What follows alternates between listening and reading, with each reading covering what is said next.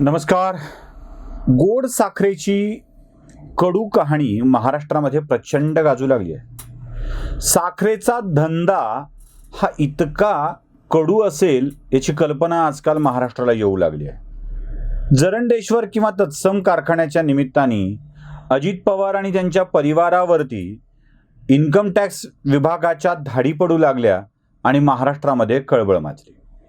दाढी चालू असेपर्यंत अजितदादा या विषयावर काहीच बोलले नाहीत, कारण त्यांनी सांगितलं होतं की ही पाहुणे जाऊ द्या, मग आपण बोलूया.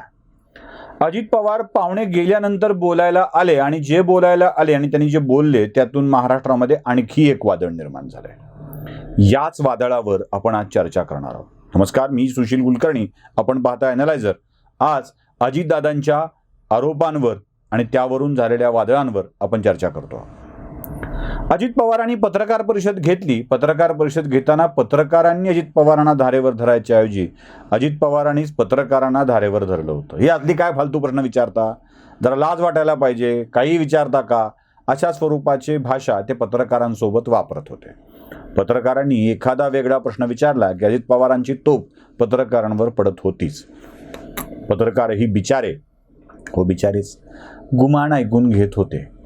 काय करणार, जिथे मालकच पवार नावाच्या व्यवस्थेचं ऐकून घेतो, जिथे साहेबच पवार नावाच्या व्यवस्थेचं ऐकून घेतो, तिथे या बिचारांना देखील ऐकून घेण्याशिवाय दुसरं काय करता येणार आहे. त्यामुळं त्यांच्याविषयी सहानुभूती व्यक्त करण्यापलीकडं आपण काहीही करू शकत नाही. त्यांनाही बिचारांना रोजगार टिकवायचा आहे. कोरोनाच्या काळात अनेकांची रोजगार गेलेली आहेत. त्यांची जायला नको त्याची काळजी ते प्रतिनिधी मंडळी घेत आहेत, तर काहीही वाईट वाटणार नाही. ते त्यांच्या जगण्यासाठी तसं करतायत असं आपण म्हणूया. असो, पत्रकारांशी दादा कसं बोलले हा विषय महत्त्वाचा नाही आहे. दादा जे बोलले तो विषय खूप महत्त्वाचा आहे.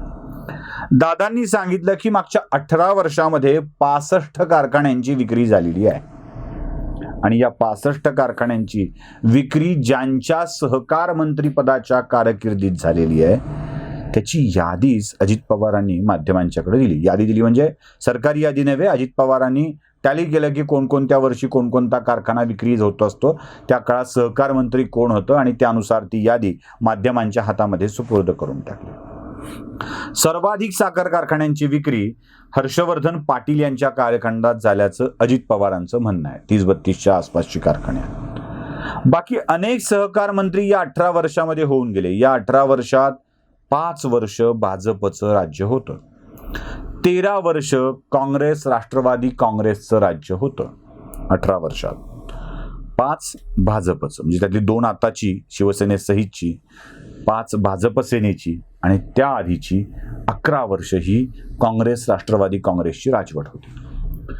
भाजपच्या कारकिर्दीमध्ये 2 सहकार मंत्री होऊन गेले. एक चंद्रकांत पाटील जे आता भाजपचे प्रदेशाध्यक्ष आहेत, जे मूळचे भाजपचे आहेत, आणि 2 सुभाष देशमुख जे सोलापूरमधून आमदार आहेत आणि जे भाजपच्या काळात सहकार मंत्री होते. म्हणजे भाजपच्या 5 वर्षाच्या कालखंडामध्ये ही 2 सहकार मंत्री झालेली आहेत. उरलेली अन्य सगळी सहकार मंत्री ही भाजपच्या नव्हे तर काँग्रेस राष्ट्रवादीच्या कारकिर्दीत झालेली आहेत. त्यापैकी काही जसे हर्षवर्धन पाटील, राधाकृष्ण विखे पाटील ही आता भाजपमध्ये आलेली आहे.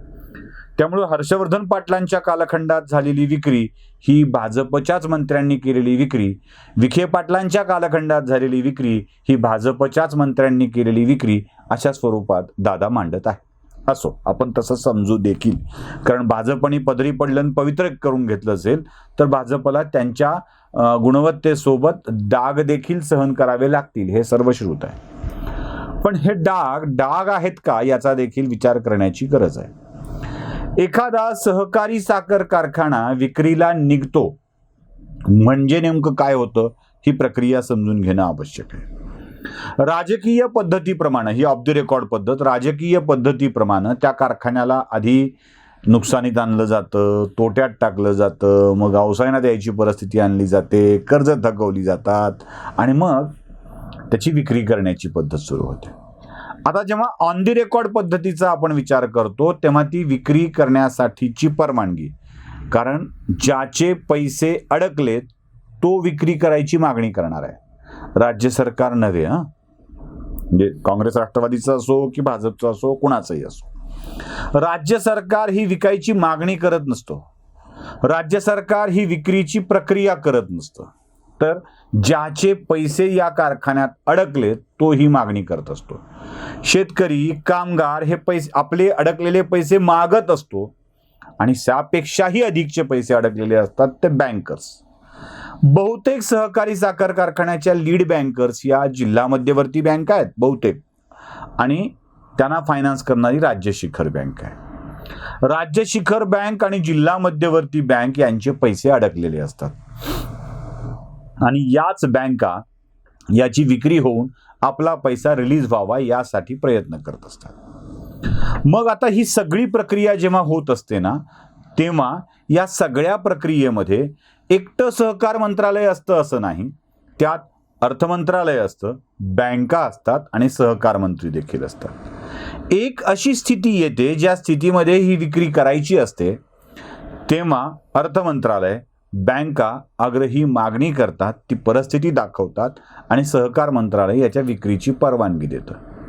आता राज्य शिखर बँक, जिल्हा मध्यवर्ती बँका कोणाच्या ताब्यात आहेत हे मी वेगळं सांगायला नको आहे. ह्या विक्रीची प्रक्रिया करताना कारखान्याचं मूल्यांकन ठरवलं जातं. ते कोण ठरवतं? सहकार मंत्री नाही ठरवत. त्याची ऑफसेट प्राइस ठरवली जाते. ते कोण ठरवतं? सहकार मंत्री नाही ठरवत.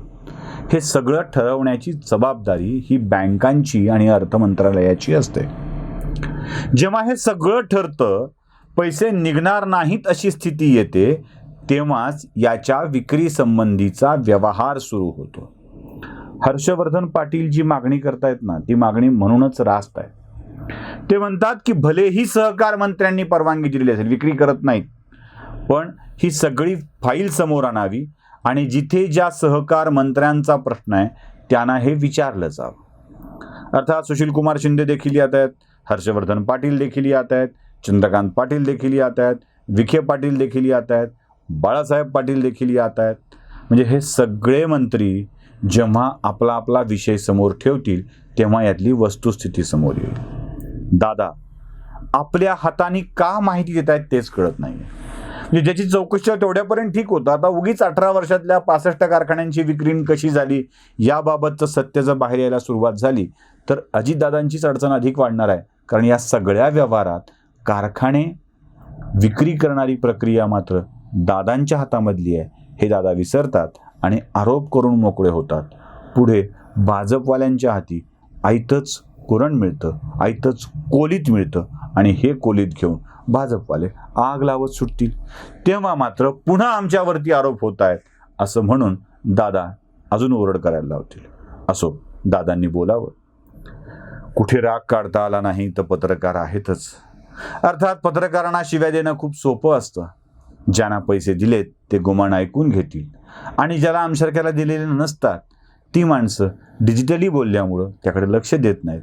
त्यामुळं दादांचा इकडचा राग इकडं काढण्याची पद्धत अगदी सोपी आणि सहज आहे. दादांना खूप खूप शुभेच्छा. पण तुमच्या हातानेच तुम्ही हे सगळं प्रकरण उघड केलंय हे मात्र विसरून चालणार नाही. व्हिडिओ आवडला असेल तर लाईक, शेअर आणि सबस्क्राईब नक्की करा. बेल आयकॉन दाबायला विसरू नका. आमचे अपडेट तुमच्यापर्यंत पोहोचत राहतील. नमस्कार.